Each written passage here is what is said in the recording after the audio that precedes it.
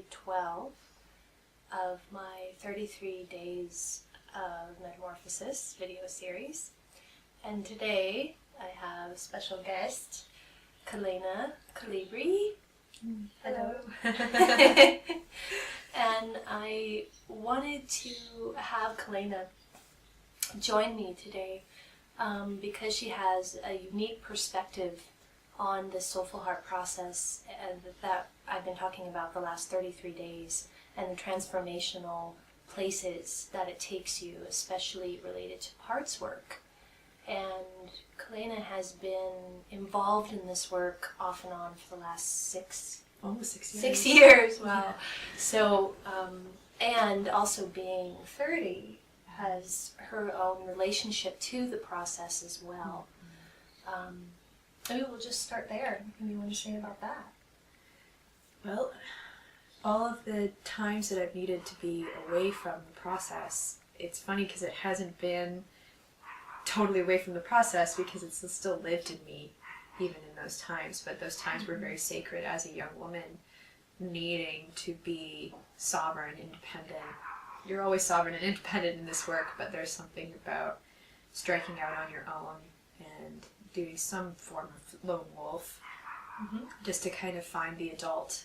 That's what I find is a big challenge actually for my generation and younger right now, is the whole becoming an adult piece. It's like we're actually being called, in a way, I'm getting, to become an adult in a deeper way than some adults who came before me or before us were able to inhabit, actually. There's this different kind of maturity that's needed now. There's less, working with you these last years has been interesting because there's been less to deconstruct. Right.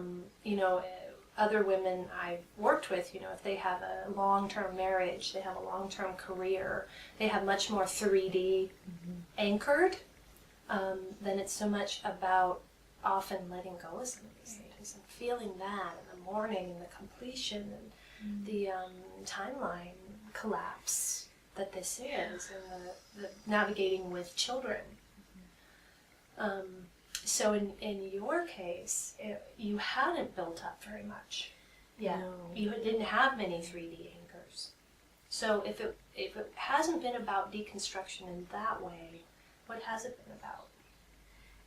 Your metamorphosis. Yes, it just feels like what this work has actually done for me is it's helped to nurture and is helping to nurture some seed that I was born with, that it feels like we're all born with, is the sacred human seed. But for my generation specifically, we were never supposed to fully inhabit 3D. So we get flack from, the tendency is to get flack from older generations who don't get that. Yeah. Or why aren't you doing the why are you career doing and the marriages and the family? You should be starting a family and all of this, or you're not doing life right. And so there's been that labeling, and yet we're supposed to explore something different. So SoulFullHeart, as a very alternative path, has really helped to nourish that inside of me. Even the times when I've had to leave the nest, so to speak, to be on my own, there's been so much growth that's happened in pressing up against 3D in that way, and not just having the comfort of SoulFullHeart and these like-minded and hearted souls who could really see me for who I am and what I'm here to offer. So there's something about being in my age group that it's not about, there is still some things to deconstruct, but not so much, because I started this work at an age where most people are constructing. Right. I started this work when I was around 24, and I was starting to construct something, but SoulFullHeart helped redirect where the construction was going to happen, gave me a container to construct in, and be part of something bigger. What have you felt or seen in the women you've worked with that are your age and younger? What are their usual pains or heart cries? Or where are the challenges? That's a really great question. It feels like normally the young women that I work with are sort of the black sheep of the family. Or the psychedelic sheep of the family. I've heard that expression too. The rainbow unicorn of the family. Yes, and they usually identify as indigos, crystals, or I think eventually rainbows as well. I'll be serving women that are rainbow children as well. So there has been that pain of not fitting in with family, not really fitting in socially, having to work really hard to shrink to fit. And who hasn't done that, really? But in my generation, specifically and younger, it feels like that is just such an obvious pain.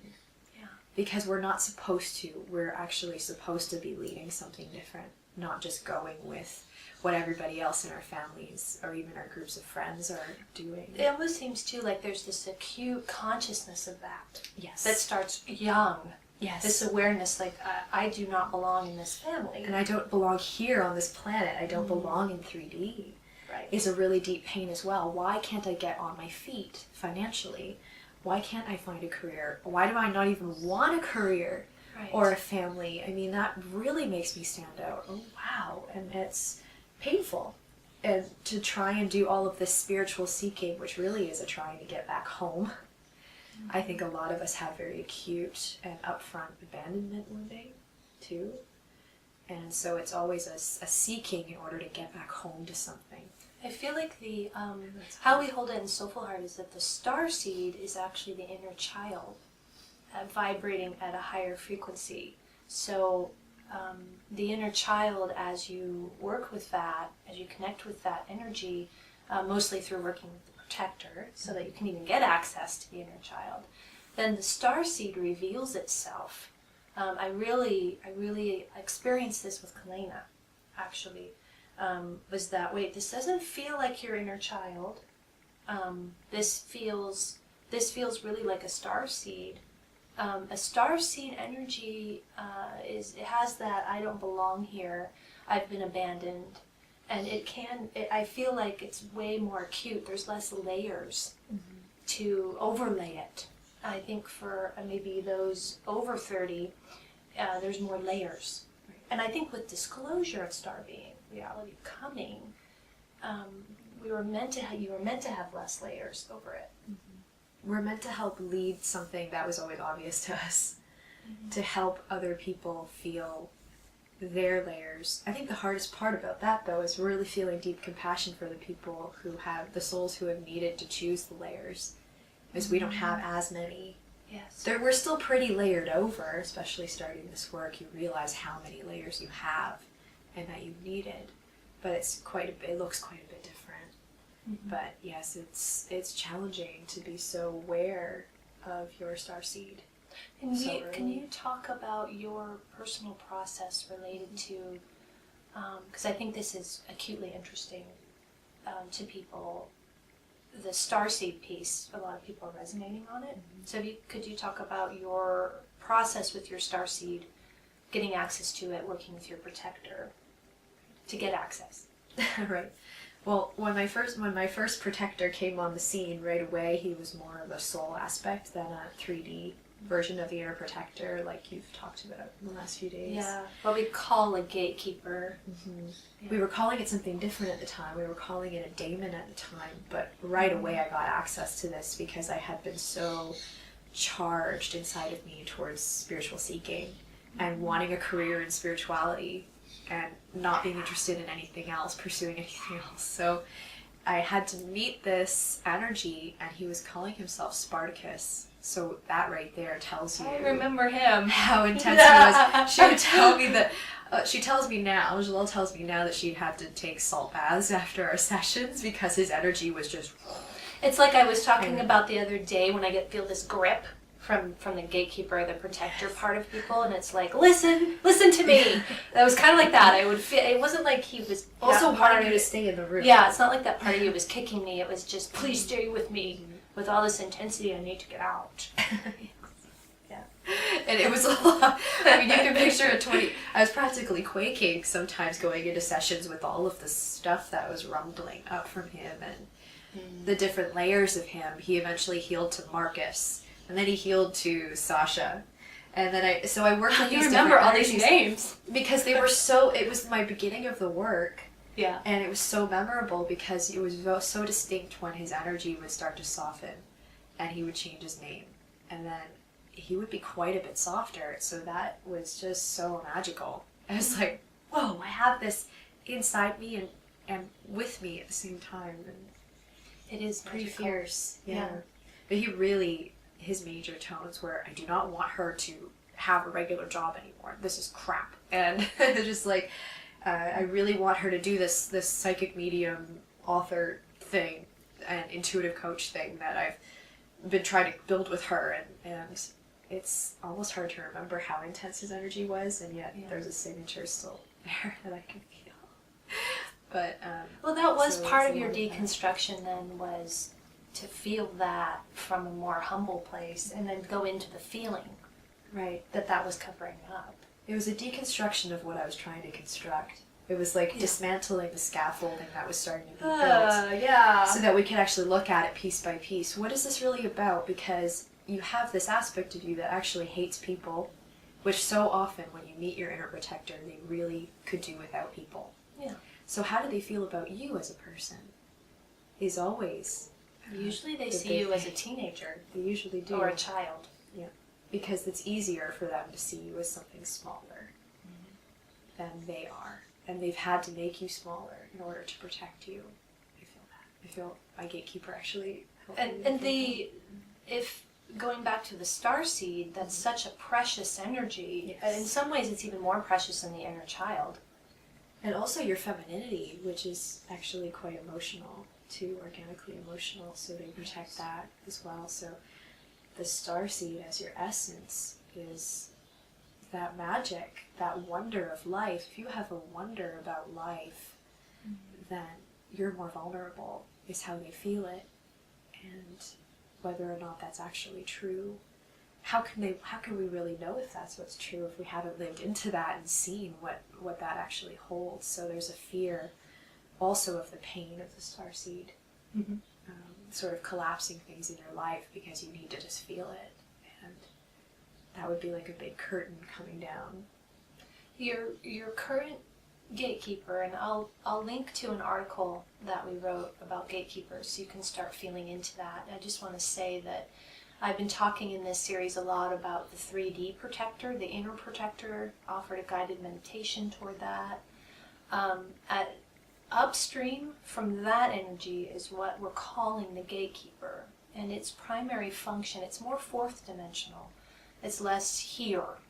It's certainly very what we call fused to 3D reality, but it's certainly way more in the etherics and much more actually interested when you get finally to the gatekeeper energy upstream.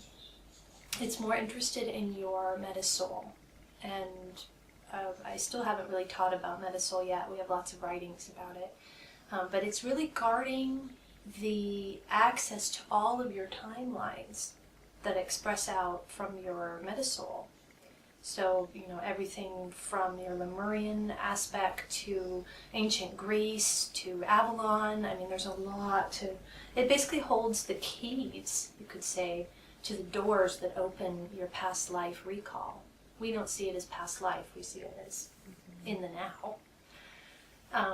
So this gatekeeper has an intense energy of protection and guard that isn't just about this life in your parts.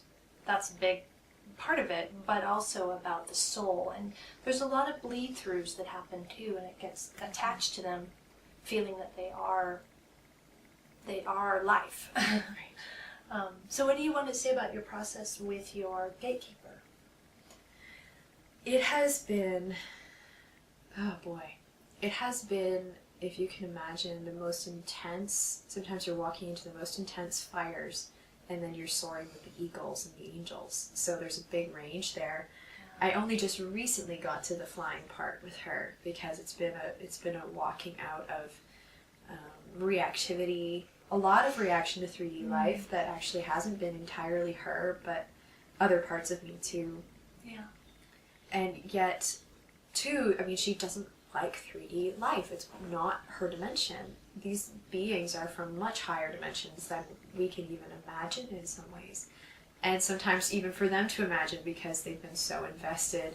So with her, it's been a process of helping her divest of 3D, let me navigate whatever dimension I'm currently in, consciousness-wise, which is like 3D, 4D, moments of 5D, I would say. So she's really been, she's really needed me to be with her in all of her feeling spaces around these things, and letting Metasoul pieces through that I can feel through with her in the room, so that can move, and then she doesn't have to feel it anymore as the being that's standing in the doorway. Yes. If you can imagine that things are coming through her, and how stressful that would be for anybody. Mm-hmm. Doesn't matter how multidimensional you are, how high up you are, that would be awful. And with ascension, more and more of these timelines, again, what people would call past lives, are coming through. So this is no longer about going to a past life regressionist therapist to connect in. They're really always bleeding through our other lifetimes. You can see them in your choices toward movies or cultural things, relationships. Now, when you connect with your gatekeeper, they go from being a guard to a guide, to a channel, which is actually what they're supposed to be. Mm-hmm. So you can connect with this energy. They start, as you said, getting more access to the skies to fly, but also access to the karma, to the karmic knots and binds that I don't think before we had much access to. We just had to reincarnate again, right? Mm-hmm. Our Metasoul had to choose another timeline and work it out. Now we can actually, that's what I'm so excited about, the Metasoul process and working with the Gatekeeper, because we can heal many timelines of karma. Yes. This lifetime. Which is an aspect of ascension as well. That's what we're supposed to do. Our multidimensionality is becoming more in our awareness of that we can heal multiple things at one time. That's sort of the gift of this work. Mm-hmm. One of the many gifts of being in SoulFullHeart and committing to this work for this length of time. And you're really freeing up, your gatekeeper is named Angelica. Mm-hmm. And the moment her name came through, it was clear that the angel was in there. Yes. Angelica, angel. So it was freeing her from, I remember the first time we met her, she was on an ocean on a surfboard, and the ocean seemed to represent 3D life. And so she was riding this surfboard trying to make it work, but it so was clear that she needed to be in the skies. Mm-hmm. Right? Or go down into the depths of the ocean with me, if we think about the water metaphor as the emotional body. Yes. Which but is riding the waves on this choppy surface just wasn't serving Kalayna to go to her next places of service.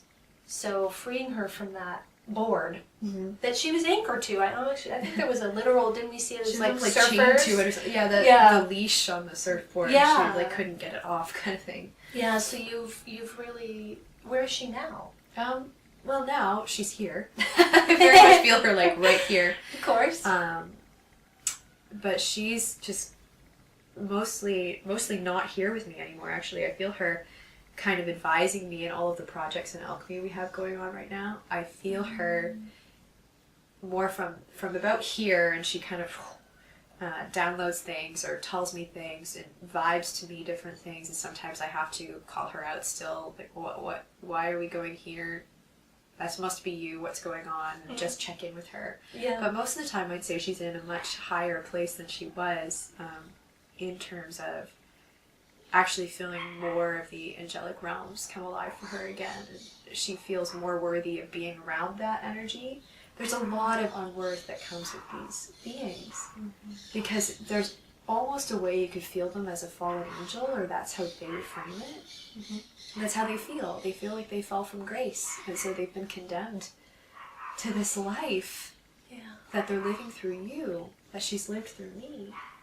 And yet for her to come to a place of remembering that, no, I actually belong somewhere else, and I can help you more. And they're so lonely, because they've disconnected from their angel tribe and the divine. And if this is kind of confusing, the writing will help a lot. The writing introduces you to this, and people's response to that writing and the idea of gatekeepers is usually beyond the mind. Right. It's a soul recognition. It's whoa, I really resonate with this. I'm suddenly in tears, and I don't know why. And part of me is saying, listen to this. That this is what you need to be listening to and awakening to. Right. So the protector that I've been introducing in this series leads to the gatekeeper. It's like the protector is usually very armored, and then their armor kind of dissolves with love, with connection with you through the process. You had Spartacus, started with Spartacus, and now you have Angelica, who's becoming more and more feminine, more and more a pure channel. That's more what I experience now. My meta soul doesn't really have a gatekeeper anymore. It's kind of like all of my meta soul aspects and I are the gatekeeper. And I have more of a bridge. I actually have an aspect called Bridget, who is my gatekeeper, but she's not guard. She's a guard. Right. She comes in when I need her. More fluid. I would say there's more fluidity. Oh, way more, yeah. But the fluidity can't free up until you feel the non-fluidity, right? The density, the layers, that have been necessary. So necessary. And I did this work for years and years, feeling these layers. And they were very masculine, very guarded. So it was this process of delayering that brought me to this more Bridget energy. So I think we'll pause for today. That's a lot to take in. So much more we could say about so much this. more. Well, Kalayna's coming back in this series, and I think we might focus that time on sacred feminine. And I think that's good. The feminine process. But this, of course, is key, what we're talking about today. Oh, to even get there, you have to feel this. There. You have to. Yeah. It is amazing how much of a masculinity, even when you thought of yourself as this flourishing woman, it is amazing when you feel that layer of, oh, wow. And it's quite humbling to... It really, the feminine really is what the masculine isn't. Right. Did that make sense? I think so. Okay. Well, I have to feel here. Well, you just have to feel what it isn't before you can feel what it is, and even what it is not concrete. That is the most amazing part of it. So you find, I often hear from people, oh, Jelelle, you're so feminine, you're so soft, and that has come from not so much working with feminine aspects of myself, but working with masculine aspects. Yes. And then they soften, and so then the feminine can arise, and they can allow the feminine to arise. And this is what also I believe is parallel to what's happening in the collective consciousness process as well. There's still a lot of things that are called feminine that feel very masculine to me. But this is kind of the phase we're in too. We will talk more about that in another video. We could go on and on. Thank you for joining us today, and do check out some more of our writings and also my book, Bliss Mess. I talk a lot about the gatekeeper in that book. So again, if you'd like to receive that as a PDF, just email us, SoulFullHearts@gmail.com. And thank you for joining us. Here's our yogi pose. Yes. Thank you. Thank you. Bye.